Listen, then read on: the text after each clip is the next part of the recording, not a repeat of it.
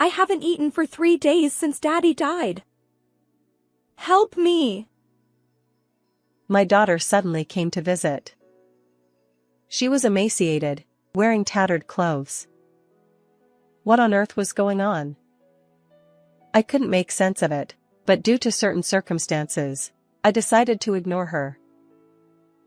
It's not my concern. But then my daughter's demeanor changed. What? Are you still my mother? Are you going to abandon me? Certainly, as a parent, one would try to help a distressed child, but I couldn't. Because, can you all guess the reason? I'm Abby, 58 years old, working at a hospital as a medical secretary. I lived alone in an older home. However, it wasn't always that way.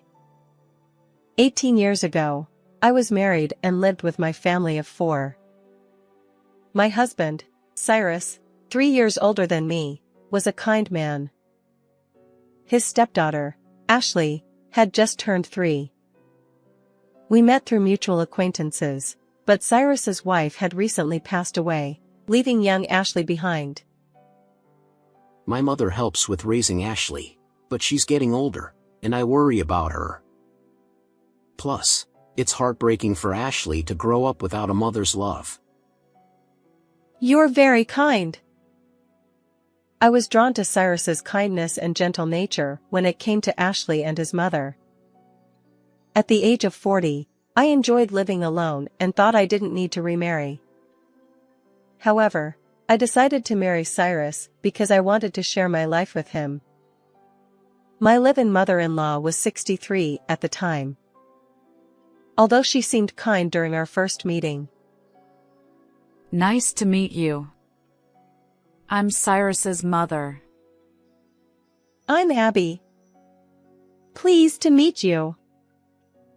You're well-mannered. My son's ex-wife lacked education and was a terrible daughter-in-law. If someone like you becomes Cyrus's wife, I'll feel relieved. While she might have been complimenting me, I felt uneasy about speaking ill of the deceased. At that moment, I didn't know much about Cyrus's ex-wife, and I thought perhaps she truly was that kind of person. Looking back, maybe I should have trusted my instincts and thought more carefully. If I had, I might not have experienced the hellish situation that followed. During that time, my parents had already passed away, and I had no close relatives. Cyrus had remarried without a formal wedding ceremony, just a registration. After our marriage, Cyrus remained kind, but his work kept him busy with frequent business trips. He was rarely home, leaving only 3 of us, me, Ashley, and my mother-in-law.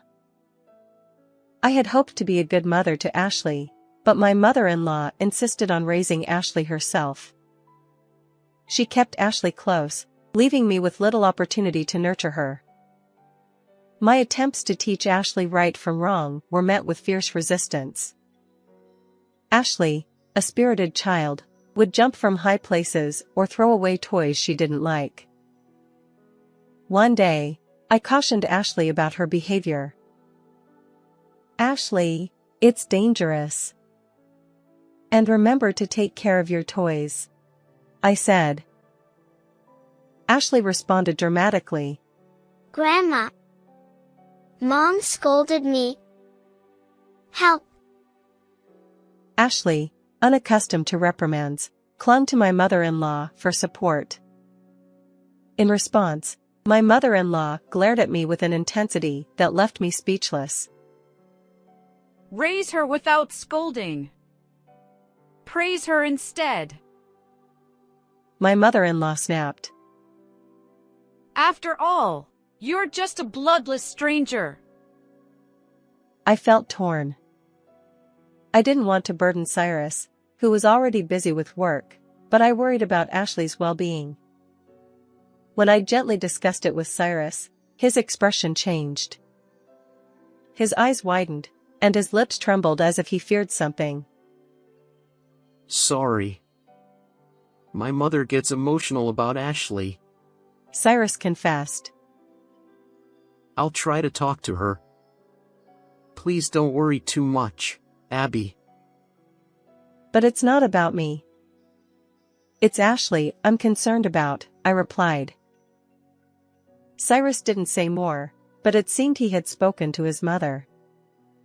Despite her softened tone toward me, my mother-in-law remained adamant about not allowing me to interfere in Ashley's upbringing. As I feared, Ashley's stubbornness grew worse. She'd point at TV commercials, demanding we buy whatever she desired. Look. I want this. You have to buy it. Ashley would insist, throwing tantrums. My mother-in-law would relent, saying, All right, Ashley. I will buy it. Don't be upset. Ashley throws tantrums until she gets what she wants. When she was younger, it was mostly toys and inexpensive treats, but as she entered middle school, she started craving expensive items. She shamelessly begged for brand-name clothes and bags that her wealthy friends owned. My mother-in-law tried to buy these things for her, but eventually, money became tight, and she turned to me. As a mother, it's only natural to buy what she wants. See? Stepmother is heartless. Ashley also berated me. I consulted Cyrus. What? Ashley is that demanding? Cyrus seemed surprised, and no wonder. Ashley only played the obedient, cute child in front of her father. Cyrus lovingly advised Ashley. Ashley, we're things within your means. Not everything you desire is attainable. Learning to be patient is important. Don't trouble Grandma or Mom. Sorry for worrying you, Dad. All my friends have these things, so I wanted them too. I'll try to be patient from now on. I'm glad you understand. My mother-in-law nodded too, and I thought things would settle down. But I was wrong. The next day, when Cyrus left for work, Ashley's attitude was changed. She kicked me hard from behind while I was hanging laundry in the yard. I fell, hurting my back. Ouch! What are you doing? You dared to tattle to Dad about me. Meddling in things that don't concern you. I won't forgive you. But I was thinking of your well-being. Shut up. Ashley's behavior worsened over time. Despite discussing it with Cyrus, she'd pretend remorse in front of him but retaliate against me in secret. Soon, rumors spread among neighbors and school teachers that the stepmother mistreated her. She even posted negative comments about me on social media. I became an outcast, enduring insults day and night. Afraid of Ashley's retaliation, I stopped confiding in Cyrus. By the time Ashley graduated middle school, even my mother-in-law couldn't handle her anymore. Amidst all this, my mother-in-law suddenly collapsed and passed away. Tut. The old hag probably didn't save enough allowance. Despite the fact that my mother-in-law, who had cared for Ashley so dearly, had just passed away, Ashley didn't shed a single tear. Instead, she clicked her tongue and selfishly thought only of herself. I was overwhelmed by disbelief. As I busied myself with my mother-in-law's funeral arrangements and attending to mourners, someone gently approached me. It was Maria, a relative who had always been kind to me. I'm sorry. There's something I've kept from you. She proceeded to reveal the shocking truth that my husband's ex-wife, Ashley's biological mother, had been a remarkably kind person. However, she suffered severe mistreatment from my mother-in-law, was separated from Ashley, and ultimately succumbed to despair, taking her own life. I was in shock. I realized that I, too, had been on the brink of mental anguish, just like Ashley's biological mother. When I asked Cyrus about it, he apologized sincerely. I had strongly advised my mother not to burden you with such feelings. I couldn't blame Cyrus, who had always been kind to me. At that moment, Ashley's harassment weighed more heavily on me than my mother-in-law's passing, but I couldn't bring myself to confide in anyone. Ashley was that terrifying.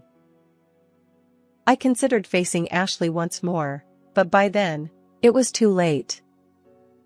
Her behavior had deteriorated further.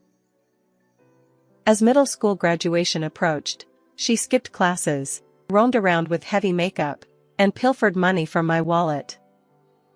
When Cyrus was present, she behaved innocently, but in his absence, she intensified her cruel harassment. She spat at me and even threw objects at me unexpectedly. Why do you behave so horribly? You act sweet in front of your father.